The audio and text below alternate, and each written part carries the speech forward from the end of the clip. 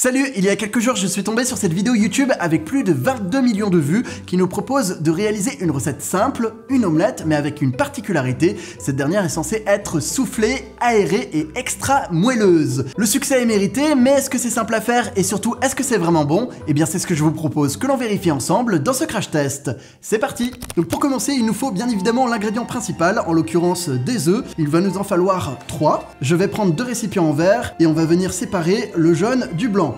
Et de 1, et de 2, et maintenant le troisième. Voilà, parfait. Bon, finalement, je ne m'en suis pas sorti trop mal. Ensuite, je vais mettre les blancs de côté. On va d'abord s'occuper des jaunes. On va y ajouter un peu de sel. Voilà, parfait. Et il ne reste plus qu'à mélanger. Voilà, donc pour l'instant, la recette n'est pas très compliquée. À présent, on peut mettre ça de côté. Et on va repasser au blanc. Et d'ailleurs, j'ai fait une bêtise puisque je vois un petit morceau de coquille à l'intérieur. Il va falloir que je le récupère. Alors, c'est parti pour l'opération chirurgicale. Ah, ça glisse. C'est bon, j'ai réussi. Alors, a priori, maintenant, il faut mélanger les blancs jusqu'à avoir des petites bulles sur le dessus. Je vais prendre un grand fouet. Et c'est parti, on mélange. Là, ça me paraît pas mal, on dirait de la bave. Et c'est à ce moment-là qu'il va falloir ajouter du sucre. C'est plutôt original pour une omelette, mais pourquoi pas. Donc là, il nous faut une cuillère à soupe. Et là, on arrive à la partie qui est un peu plus complexe. Il va falloir monter les blancs en neige pour obtenir cette texture aérée et moelleuse. Extra moelleuse. Donc c'est parti. Il va falloir que j'y mette du bien. Oh, je suis déjà fatigué. Alors, je donne toute mon énergie, je veux absolument réussir du premier coup. Comme vous pouvez le constater, ça commence à monter.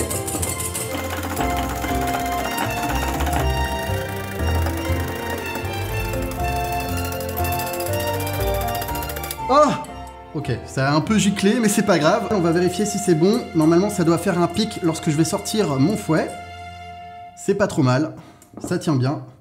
On a nos blancs en neige. Et maintenant, il ne reste plus qu'à y incorporer délicatement les jaunes que l'on a fait précédemment. Et au passage, vous vous demandez sans doute pourquoi je ne suis pas en train de filmer la vidéo dans mon décor habituel. Et la réponse est plutôt simple. En ce début d'année, j'avais vraiment besoin de changement. Et j'ai donc décidé de revenir à quelque chose de plus authentique, puisque là, je suis chez moi et je vais pouvoir naviguer entre les pièces en fonction des tests que je ferai et des objets que je voudrais vous présenter. Ça me permettra également d'avoir plus de place pour expérimenter de nouvelles choses et également améliorer la qualité de mes vidéos puisque je vais pouvoir mettre mes caméras à différents emplacements, j'ai moins de contraintes. Donc voilà, j'espère que ça vous plaira. Bien évidemment, je vais essayer d'améliorer les choses au fil des semaines et c'est comme ça qu'on avance. Maintenant, on peut passer à la suite du test. Et voilà, comme vous pouvez le constater, mes blancs en neige ont changé de couleur. Bon, par contre, j'ai un peu peur, j'ai l'impression que c'est un peu retombé, peut-être que j'ai trop mélangé au départ. J'espère que je n'ai pas raté cette étape. Et on va vérifier ça tout de suite, puisqu'on va passer à la cuisson. Pour cela, je vais prendre une grande poêle. On va faire chauffer à feu doux. Bon, évidemment, comme c'est à feu doux, ça prend du temps. Donc on va y faire fondre une noix de beurre. Je vais l'étaler. Bon, ça c'est pas dans leur vidéo, mais c'est juste histoire d'avoir quelque chose de bien homogène. C'est un peu satisfaisant à faire. Et là, a priori, il ne reste plus qu'à verser notre préparation. Oh, j'avais pas très bien mélangé le fond. On lisse le tout et on forme une petite colline. Et il ne reste plus qu'à faire cuire pendant 3 à 5 minutes avec un couvercle, mais comme vous pouvez le constater, il est trop petit. Bon bah écoutez, du coup je vais utiliser un couvercle qui n'est pas transparent. C'est plus risqué parce qu'on ne verra pas ce qui se passe, mais au moins tout sera recouvert. Et en plus c'est en forme de cloche, donc notre omelette devrait rester bien aérée. Ok, donc on est arrivé à la moitié du temps de cuisson, on va voir où ça en est. Alors, est-ce que ça a commencé à cuire en dessous?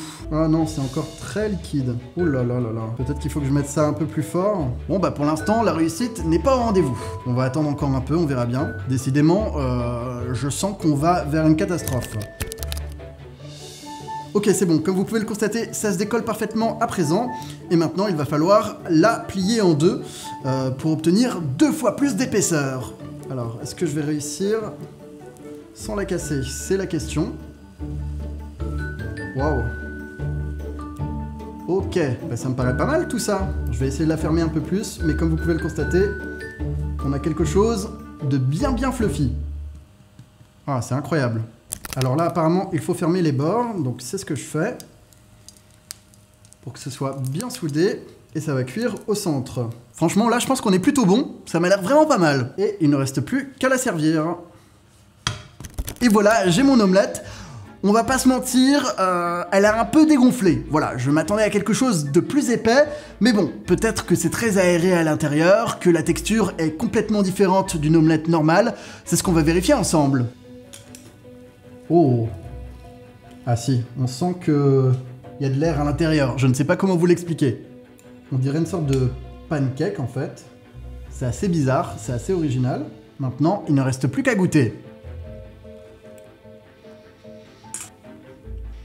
Oh, c'est bizarre. Oh, j'aime pas. C'est pas possible. Oh là. Je fais des efforts, les amis. Ok. Je vais boire un coup. Je reviens. Bon. Comment vous dire ? Effectivement, au niveau de la texture, c'est différent d'une omelette habituelle. Déjà, on a 2 couches.